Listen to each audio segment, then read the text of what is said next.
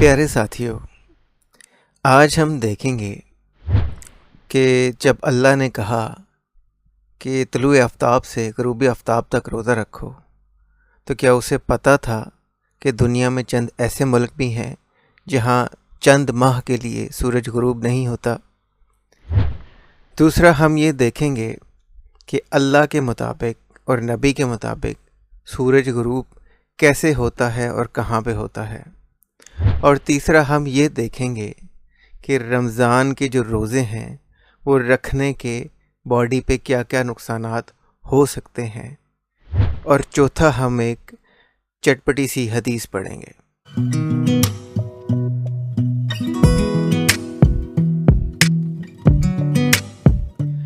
तो शुरुआत करते हैं। सबसे पहले हम ये देखेंगे कि जब अल्लाह ताला ने कहा कि तुलूए आफ्ताब से ग़ुरूब आफ्ताब तक रोज़ा रखो, तो क्या अल्लाह ताला को पता था कि भाई चंद मुल्क ऐसे हैं जहाँ पे चंद माह के लिए सूरज ग़ुरूब ही नहीं होता, तो मुसलमान रोज़ा कैसे अफ्तार करेंगे। तो पहले हम वो आयत पढ़ते हैं जिसमें इस तरह के रोज़े का ज़िक्र है। चैप्टर 2 की वर्स 187 है। इसमें लिखा हुआ है, मैं रेलिवेंट पार्ट पढ़ता हूँ। तुम खाते पीते रहो यहाँ तक कि सुबह का सफ़ेद धागा स्याह धागे से ज़ाहिर हो जाए, फिर रात तक रोज़े को पूरा करो। अब अल्लाह ताला कह रहे हैं कि सुबह जब तक नहीं होती तब तक खा पी सकते हो, फिर उसके बाद रोज़ा रखो और रात तक उसको पूरा करो। मसला ये है कि कुछ ऐसे आर्कटिक कंट्रीज़ हैं जैसे स्वीडन है, फ्रांस है, जहाँ पे चंद माह के लिए सूरज जो है वो ग़ुरूब ही नहीं होता। तो उस चंद माह के दौरान मुसलमान रोज़ा कैसे अफ्तार करेंगे। अब ये स्वीडन है, नॉर्वे, फ़िनलैंड है, यहाँ पे मुसलमानों के लिए ये एक इशू है कि वो रमज़ान के रोज़े कैसे अफ्तार करें, क्योंकि वहाँ पर सूरज ग़ुरूब नहीं होता। तो उस सवाल का जवाब हमें कोरा पे मिलता है, जहाँ पर एक मुसलमान साहब ने इस बात का जवाब दिया है। अब वो जवाब भी पढ़ लेते हैं। सवाल ये है कि how does a Muslim fast during Ramzan if the sun doesn't set. अगर सूरज ग़ुरूब ना हो तो मुसलमान कैसे रोज़ा रखेगा रमज़ान का। अब ये देखें कि अल्लाह ताला ने ये मसला कहीं नहीं बताया, नबी ने ये मसला कहीं नहीं बताया, उनके इन्फॉर्मेशन में ये था ही नहीं। तो इन लोगों ने अपनी तरफ से एक सलूशन बना लिया है, अपनी तरफ से मसले का एक हल बना लिया है। वो ये है कि जो आपके करीब की लोकेशन है, it is really simple, you select a location that has reasonable don and sunset hours. तो अब एक ऐसी लोकेशन जिसके तुलूए आफ्ताब और ग़ुरूब आफ्ताब की जो टाइमिंग है वो ज़रा अच्छी है, आप उसको सेलेक्ट कर लें।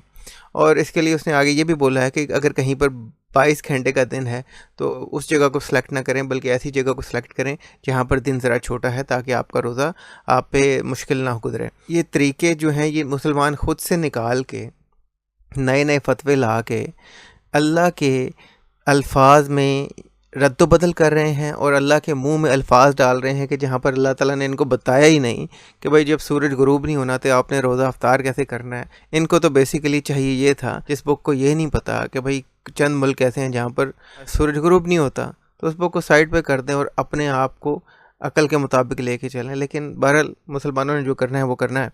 तो अब हम ये देखते हैं कि कुरान और हदीस के मुताबिक सूरज ग़ुरूब होता कहाँ पे है। अगर हम सूरज की बात करें तो हम ये देख लेते हैं कि भाई ये कुरान और हदीस का नॉलेज जो अल्लाह ताला का और नबी का नॉलेज ये कितना है। इस हवाले से हम एक आयत पढ़ते हैं। ये आयत है चैप्टर 18 की, बेसिकली आयत 86 है जिसमें ग़ुरूब आफ्ताब का जिक्र है, लेकिन मैं उसके थोड़ा सा पीछे से शुरू करता हूँ ताकि आपको समझ आ जाए। ये ज़ुल्करनैन की बात हो रही है, जिसको अलेक्जेंडर द ग्रेट भी कहा जाता है। मतलब ये अजम्पशन है कि वही बंदा है जिसकी ये बात हो रही है। कुरान में आया है चैप्टर 18 में, और ये पूछते हैं ये लोग तुमसे ज़ुल्करनैन के बारे में, कहो अभी सुनाता हूँ मैं तुम्हें उनका कुछ हाल। बेशक हमने इक़्तिदार अता किया था उसे ज़मीन पे, और अता किए थे उसे हर किस्म के वसाइल, चुनांचा उसे मुहैया किया सफ़र का सामान, यहाँ तक कि जब पहुँचा ग़ुरूब आफ्ताब की हद तक तो देखा सूरज को ग़ुरूब हो रहा है स्याह पानी के चश्मे में। तो अब इस आयत के मुताबिक चैप्टर 18 वर्स 86 के मुताबिक सूरज जो है वो पानी में ग़ुरूब हो रहा है, स्याह पानी के चश्मे में ग़ुरूब हो रहा है। अब आप कहेंगे कि भाई उसको ऐसा लग भी तो सकता है, जबकि इसी तरह ये तफसीरों में भी इस तरह की बातें हुई हैं। उसको लग रहा था ऐसा, वो ऐसी जगह पहुंचा नहीं था जहाँ सूरज ग़ुरूब हो रहा था। लेकिन हम तफसीर की बात भी नहीं करते, हम किसी चीज़ की बात नहीं करते, हम डायरेक्टली अपने प्यारे नबी पाक से पूछते हैं कि भाई उनका क्या पॉइंट ऑफ व्यू है। اس بارے میں. تو ہم جب نبی پاک کی طرف دیکھتے ہیں تو ہمیں ایک حدیث ملتی ہے سنن نبی داؤد کی 4002 اور یہ صحیح حدیث ہے سنن نبی داؤد کی. اور اس میں جناب نبی پاک جو ہے وہ اپنی مرسیڈیز پہ بیٹھ کے جا رہے تھے جو کہ ایک گدھا تھا. تو ان کا دل کیا کہ بھئی میں شیخی ماروں تھوڑی سی, I should boast something. تو انہوں نے کہا جی کہ اے ابو دار کے ساتھ تھے, اے ابو دار تمہیں پتہ ہے کہ سورج کہاں پہ غروب ہوتا ہے؟ تو ابو دار نے کہا جی کہ اللہ اور اس کا رسول ہی جانتے ہیں, ہمیں کیا پتہ جناب. تو نبی نے فرمایا it sets in a spring of warm water, گرم پانی کے ایک چشمے میں غروب ہوتا ہے سورج. اچھا, اب نبی پاک آپ کو پتہ ہے کہ وہ ٹلنے والے تھوڑی تھے اسی حدیث پہ, انہوں نے اور بھی جگہ پہ یہ علم بکھیرا. نبی پاک نے فرمایا ہے صحیح مسلم کی 159A میں, اس میں انہوں نے پورا ڈیٹیل سے بتایا ہے کہ اسلامک کاسمولوجی کیسے کام کرتی ہے. اسلامک سورج جو ہے, اسلام کا سورج, وہ بیسیکلی غروب ہونے کے بعد جو ہے وہ تیرتا تیرتا تیرتا اللہ کے تخت کے نیچے چلا جاتا ہے, اور اس کے نیچے جا کے پھر اللہ تعالیٰ کے سامنے رکوع کرتا ہے, یعنی کہ جھکتا ہے, اور پھر جب اسے پرمیشن دوبارہ ملتی ہے تو پھر وہاں سے تیرتا تیرتا واپس آتا ہے اور پھر دوبارہ طلوع ہوتا ہے. تو یہ ہے اسلامک کاسمولوجی, یہ حدیث نمبر ہے صحیح مسلم 159A.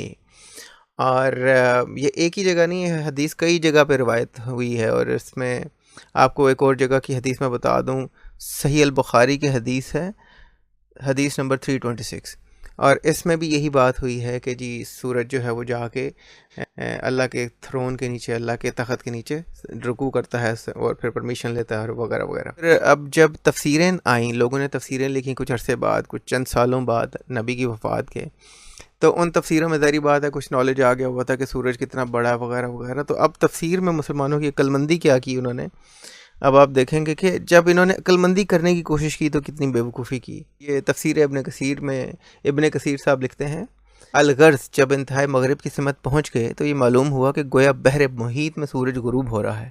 جو کبھی کسی سمندر کے کنارے کھڑا ہو کر سورج کو دیکھے گا تو یہ ظاہر ایسے ہی لگے گا کہ گویا سورج پانی میں ڈوب رہا ہے. اب یہ کوشش کر رہے ہیں کہ اس آیت کو ذرا ٹھیک طرح سے پریزنٹ کریں کہ بھائی اس کو ایسا نہیں تھا کہ وہ سورج غروب ہونے کی مقام پہ پہنچ گیا تھا, بلکہ اسے پانی میں ڈوبتا ہوا لگ رہا تھا.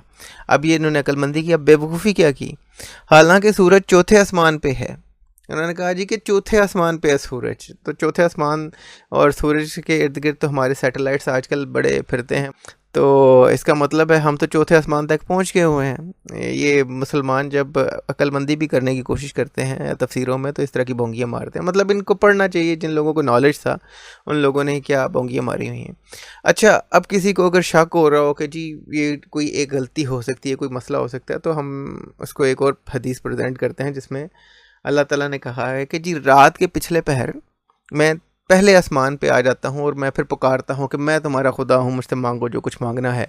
تو اب رات کے پچھلے پہر, اگر رات کے پچھلے پہر کی بات کریں تو میں آپ کو ایک ویڈیو دکھاتا ہوں. اس میں آپ دیکھیں گے کہ بھئی جیسے جیسے سورج کی روشنی زمین پہ پڑتی جاتی ہے تو وہاں پر روشنی ہوتی جاتی ہے, اور دوسرا حصہ جو سورج کے سامنے نہیں ہوتا وہ تاریک رہتا ہے, وہ اندھیرے میں رہتا ہے. تو یہ دن اور رات کا چکر اس طرح سے ہی ہے کہ اگر ایک حصہ سورج کے سامنے ہوتا ہے تو ایک حصہ سورج سے پرے ہوتا ہے. تو دنیا کے کسی نہ کسی حصے میں ہر وقت رات ہوتی ہے. تو اگر ہم یہ حدیث دیکھیں جو کئی جگہ روایت ہوئی ہے صحیح مسلم 758B اور A اور C, یہ 758A B C جو ہیں یہ تینوں حدیثیں اور بھی جگہ پہ مل جائیں گی آپ کو. تو اس کا مطلب ہے اگر پوری دنیا پہ کہیں نہ کہیں ہر وقت رات رہتی ہے تو اللہ تعالیٰ تو پہلے آسمان پہ ہی بیٹھا رہتا ہے ہر وقت. تو اس بیچارے کو اس کام سے فرصت ملے تو وہ آپ کی دعائیں سنے نا. وہ تو پہلے آسمان پہ بیٹھا لگا ہوا ہے نبی کے مطابق کہنے کہ کوئی ہے جو مجھ سے دعا اپنی مانگے گا, کوئی ہے جسے میں معاف کر دوں. اچھا چلیں, یہ باتیں ہو گئیں اللہ تعالیٰ کی کاسمولوجی کی, سورج کہاں پہ غروب ہوتا ہے, اس طرح کی بیوقوفیاں. اب ہم تھوڑا سا پڑھتے ہیں کہ رمضان کے روزہ رکھنے کے کیا نقصانات ہو سکتے ہیں. ہم پڑھیں گے نیشنل لائبریری آف میڈیسن کی ویب سائٹ سے. اب نیشنل لائبریری آف میڈیسن کیا ہے, یہ یونائٹڈ اسٹیٹس کی جو نیشنل انسٹیٹیوٹ آف ہیلتھ ہے اس کا پارٹ ہے نیشنل لائبریری آف میڈیسن. اور ان کا کام یہی ہے کہ یہ جو میڈیکل سے ریلیٹڈ انفارمیشن ہے اور جو نئی نئی ریسرچ آ رہی ہے وہ تمام لوگوں تک پہنچاتے ہیں تاکہ لوگوں کو اس کا پتہ چل سکے. اب ان کے حوالے سے رمضان میں کیا ہوتا ہے, یہاں پر ایک آرٹیکل چھپا ہوا ہے, Ramadan a different side of emergencies, یعنی کہ انہوں نے لکھا ہوا ہے کہ رمضان کے دوران ہمیں کس کس طرح کے ایشوز آتے ہیں ایمرجنسی ڈپارٹمنٹ میں جب ہم پیشنٹس کو ٹریٹ کرتے ہیں اس کے حوالے سے ہے. تو اس میں انہوں نے لکھا ہے کہ اب میں تھوڑا سا یہ ٹیکنیکل سا ہے لیکن اس کو پڑھنے کی کوشش کرتے ہیں. Our emergency service can receive about 500 patients on a daily basis during this month of Ramadan.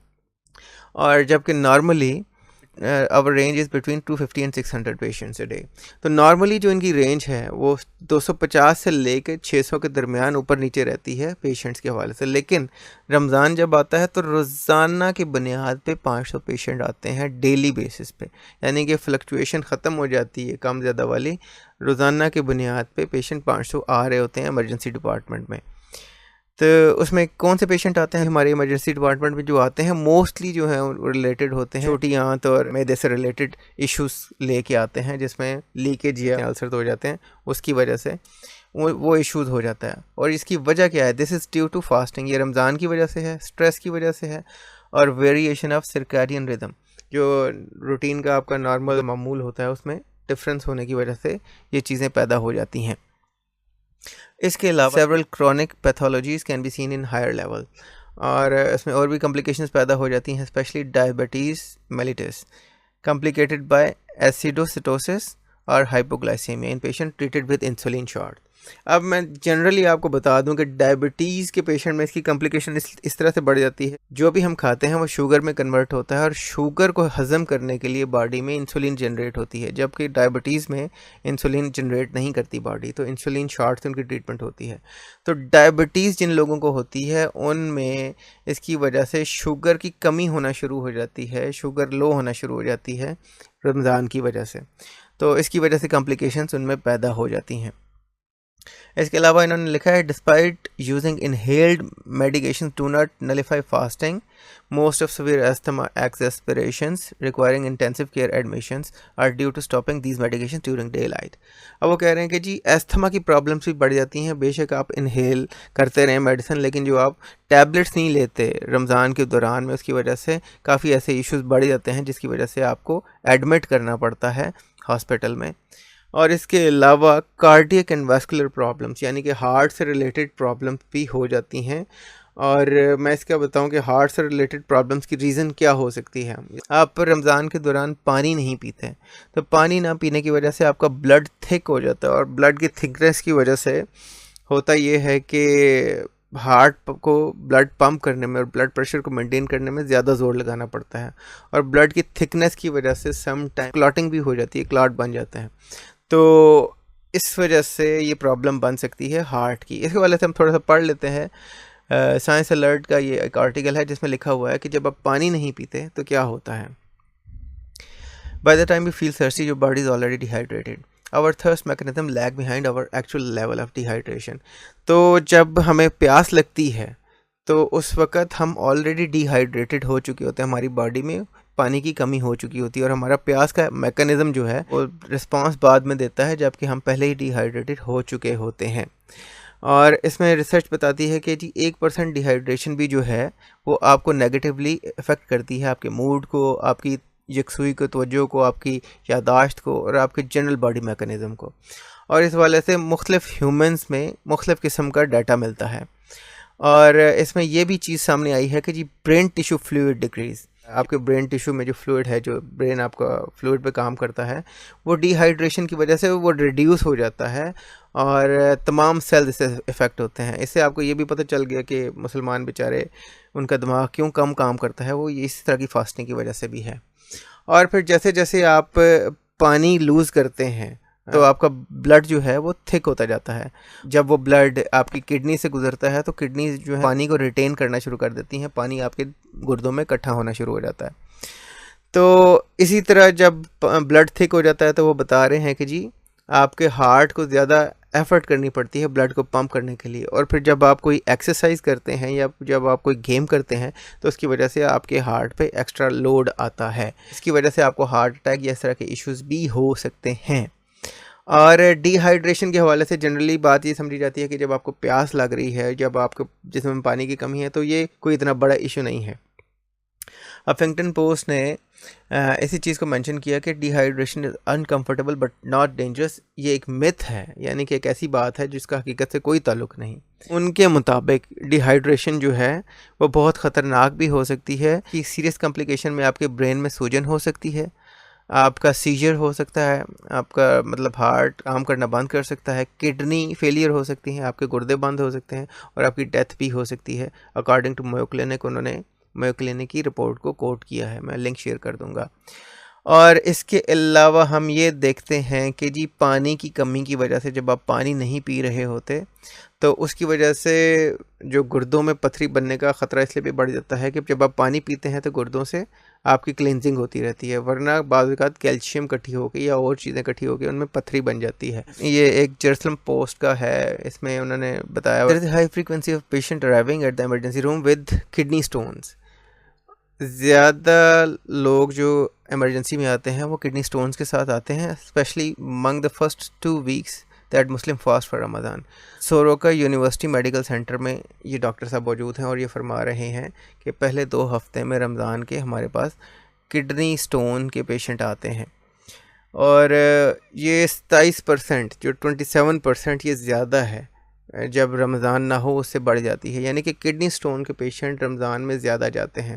اور آپ یہ تو اندازہ کر ہی سکتے ہیں کہ بھئی ڈی ہائیڈریشن کتنی ہو سکتی ہے ان ملکوں میں نارملی جہاں پر گرمی ہے، اور موسٹلی مسلم کنٹریز جو ہیں وہاں بہت زیادہ گرمی ہوتی ہے. مسلم ممالک ہیں، پاکستان، بنگلہ دیش، گلف اسٹیٹس ہیں، سعودی عربیہ ہے، ان ملکوں میں بہت زیادہ گرمی ہوتی ہے. اور جب آپ وہاں پر روزہ رکھتے ہیں تو پانی کی کمی کی وجہ سے کیسے کیسے پرابلم ہو سکتے ہیں، آپ کو ہارٹ اٹیک ہو سکتا ہے، آپ کے برین سیلز جو ہیں وہ شارٹ ہو سکتے ہیں.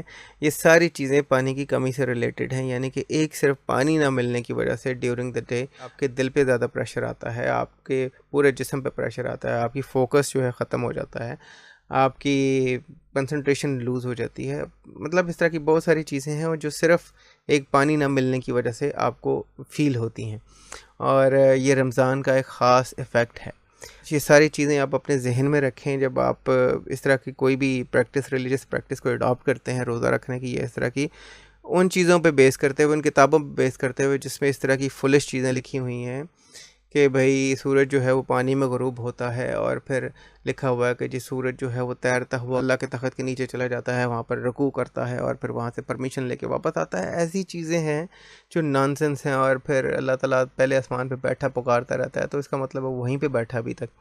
تو آپ کو سوچنا چاہیے ان چیزوں پہ، ان باتوں پہ سوچنا چاہیے، اور کوشش کرنی چاہیے کہ اب آپ عقل پہ بیس کرتے ہوئے، سائنس پہ اور ٹیکنالوجی پہ بیس کرتے ہوئے ڈیسیژن لیں. نئی انفارمیشن جو ہمارے پاس اویلیبل ہے ان کے مطابق آپ اپنی زندگیوں کو بہتر کریں. اچھا، اب ختم کرنے سے پہلے ایک چھوٹی سی فنی سی چٹپٹی سی حدیث. یہ ایک ضعیف حدیث ہے. ضعیف حدیثوں کے متعلق میں نے آپ کو بتایا تھا کہ اسے ہم کوئی حکم ڈرائیو نہیں کر سکتے، لیکن یہ کتابوں کا حصہ ہیں، یہ مسلمانوں نے اپنی کتابوں سے نکالی نہیں ہے. اگر یہ ضعیف حدیث بالکل معنی نہیں رکھتی تو ان کو نکال دینا چاہیے، لیکن یہ معنی رکھتی ہیں. اتنی ویک کا مطلب یہ نہیں ہے کہ ان کو آپ نکال سکتے ہیں، وہ رپورٹس ہیں اور آپ ان کو نالج کے لیے پڑھ سکتے ہیں. اب اس میں ہم یہ پڑھتے ہیں کہ نبی کریم رمضان کے دوران اپنی چھوٹی سی پیاری سی بیوی عائشہ کو کیسے پیار کیا کرتے تھے. تو یہ عائشہ فرماتی ہیں، یہ حدیث ہے سنن نبی داؤد کی 2386، اور اس میں عائشہ فرماتی ہیں کہ جی مجھے رمضان کے روزے کے دوران جو نبی پاک ہیں وہ میری زبان چوسا کرتے تھے اور مجھے کس کیا کرتے تھے.